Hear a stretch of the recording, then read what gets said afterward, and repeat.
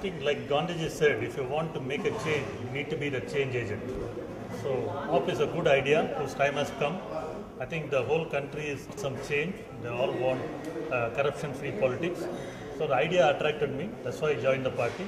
That's why I decided to contest in that. Jobs will be created only when there is economic growth. So you need an ecosystem where honest enterprises can come and do business fearlessly and flourish. This country requires at least 10 lakh jobs a month. So you have to create at least 1.2 crore jobs a year. For that you need 8 to 10% growth. For the growth to happen, you need honest governance. People should be able to do business in a more honest way. So I think Aam Aadmi Party is talking about that. High growth and high creation of jobs is an economic policy of Aam Aadmi Party. Better education, you have to improve the quality of schools and the teachers. Because today, most of the people go to the government schools. The quality of government schools are bad. You need to increase spending for education. You need to improve quality of teachers. You need to improve the infrastructure in schools.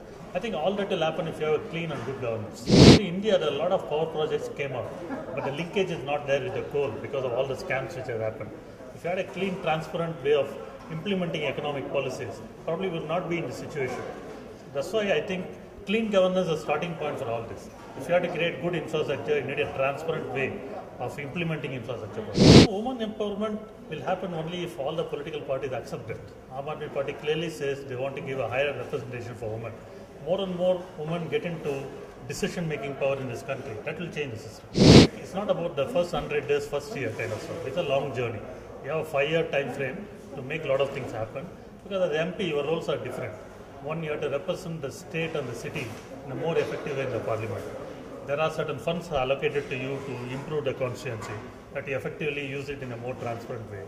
Third, you also have to raise some of the local issues in the parliament so that the decisions happen in a more congenial way. And fourth, you should also make sure that the local issues are addressed along with the existing system. So you have to do all the four.